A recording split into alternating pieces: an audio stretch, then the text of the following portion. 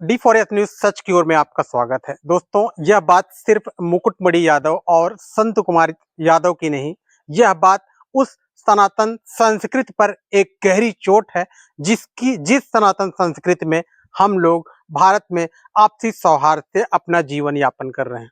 दोस्तों, यह घटना इटावा की है और इटावा की एक ऐसी घटना जो पूरे भारत देश के सनातनी संस्कृति को एक चोट पहुंचा रही है। उस घटना को जानकर आपको भी आश्चर्य होगा कि दो ऐसे कथावाचक जो इटावा के एक गांव में कथा कहने गए, वहां के कथाकथित कुछ ब्राह्मणों ने उनके साथ ऐसा दुर्व्यवहार किया। ब्राह्मण के गांव में आके तुमने मतलब जो करो बाकी सजा है जिंदगी में ऐसा करना नहीं चाहिए।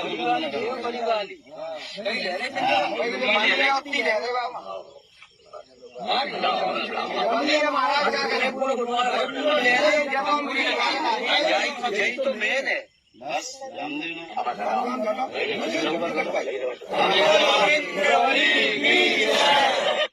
क्या नाम? मेरा नाम शमशी यादव है। ये बताओ जरा मुझे। जी सर। वीडियो वायरल हो रहा है। जी जी। बाल काटे। जी। कहाँ की घटना है और पूरी बात क्या है? ये सर घटना है दानापुर। तो वहाँ हम भागवत करने गए। वहाँ से लोग एक पाठक बाबा और एक साथ में पप्पू महाराज वहाँ के जो मंदिर के वो लोग आए, हमसे भागवत चढ़ाए।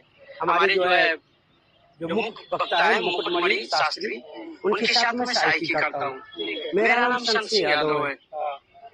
तो जब हम वहाँ गए तो चूंकि अचंबा के पास का गाँव है, तो वहाँ लोगों ने पूछा कि आप, बोले कि तुम्हें पता चलता है कि चमार हो? हमने कहा हम चमार नहीं साहब, हम यादव हैं। तो बोले कि आईडी दिखाओ। तो हमने कहा आईडी तो बुलाए नहीं, आधार कार्ड। बोले कि तो हमने कहा नंबर ले लो हमारा, हमारे घर से पता लगा लो।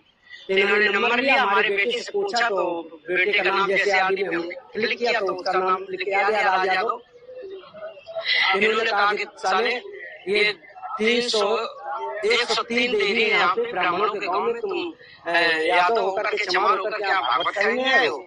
और इन्होंने बहुत हमें मारकूट करना शुरू कर दिया। रात भर इन्होंने बहुत टॉर्चर किया सर, यहाँ तक कि हमारे बाल काट दे। और जो परीक्षित बना था, परीक्षित की मैडम से इन्होंने मूत्र, बोले भाभी आप अपना मूत्र ले आओ। उसे मूत्र से हमारे ऊपर छिड़का इन्होंने। बोले अब पवित्र हो गए, ब्राह्मण के मूत्र तुम्हारे ऊपर पड़ गया, अब तुम पवित्र हो गए, अब बताओ। अच्छा पैर किसने छुआए कि तुम यहाँ पे संकल्प करवाया? तो आपने हमारी भाभी से, हमारी जो है ये ब्राह्मणी है, इससे आपने पैर छुआया। हमने कहा पैर हमने नहीं छुआया, हम तो वैसे भी पैर नहीं छुआते। हमने ये कहा कि ठीक है ठीक है।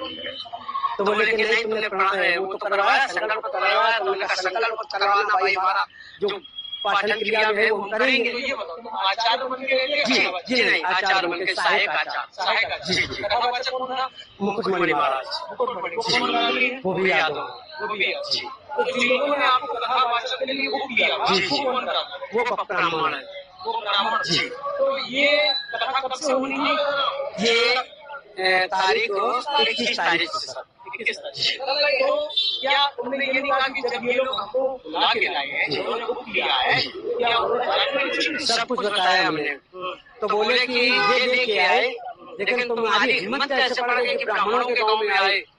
ब्राह्मणों के गांव में तुम गद्दी पे बैठे हो और मतलब अहीर होकर के, और तुम्हें तो चमार लोग बता रहे हैं। तुमने कहा चमार नहीं, हम यादव। जिसे सोशल मीडिया पर व्यक्त करना भी बहुत कठिन है, ऐसा कहा जा रहा है। और वीडियो में उन्होंने बताया भी कि उन ब्राह्मणों ने उन कथावाचकों के बाल काटे, उनके सर मुड़वाए तथा उसके साथ साथ एक महिला के पैर पर उनकी नाक रगड़वाई। और एक ऐसी बात भी कही जा रही है कि मूत्र से उनके ऊपर छिड़काव करके उन्हें पवित्र किया गया। तो इससे यह पता चलता है कि जो संत रामभद्राचार्य ने यह बताया था कि नीच ब्राह्मण भी होते हैं, तो यह कुकृत्य देखकर पता चल रहा है कि वास्तव में नीच ब्राह्मण होते हैं। और उन्होंने गिनती भी कराई थी कि समाज में कुछ ऐसे जाति के नीच ब्राह्मण होते हैं जिनके घर पानी पीना भी मुनासिब नहीं होता, पानी पीना भी उनके घर नहीं चाहिए। तो उसी तरीके के ब्राह्मण रहे होंगे। सोशल मीडिया पर ऐसी ढेर सारी बातें उठकर सामने आ रही हैं कि अगर कोई यादव किसी ब्राह्मण के यहाँ कथा वाचन नहीं कर सकता तो कोई ब्राह्मण किसी यादव के यहाँ आकर कथा सुनाने का कोई अधिकार नहीं है। जबकि इन सब बातों को कह करके समाज को तोड़ा ना जाए, समाज को ऐसे एक दूसरे के बीच नफरत ना घोला जाए।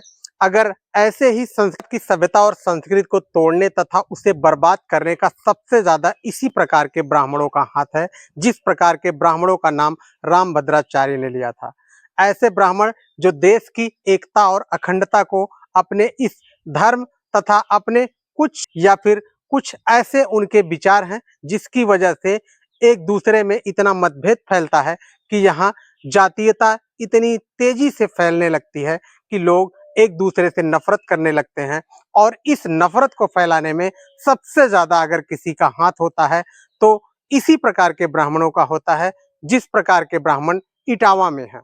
में खड़े ब्राह्मण किस तरीके से इन दो असहाय मुकुटमणि यादव और संत कुमार यादव के बाल छील रहे हैं, कैसे उन्हें धमका रहे हैं, कैसे उनको मार पीट करके उनको जबरन उनकी चोटियां काट रहे हैं, ये इसी तरीके के ब्राह्मण हैं जिनका जैसे कि जब 2-4-10 भेड़िए झुंड में रहते हैं तो वो शेर पर भी हमला करने की कोशिश करते हैं।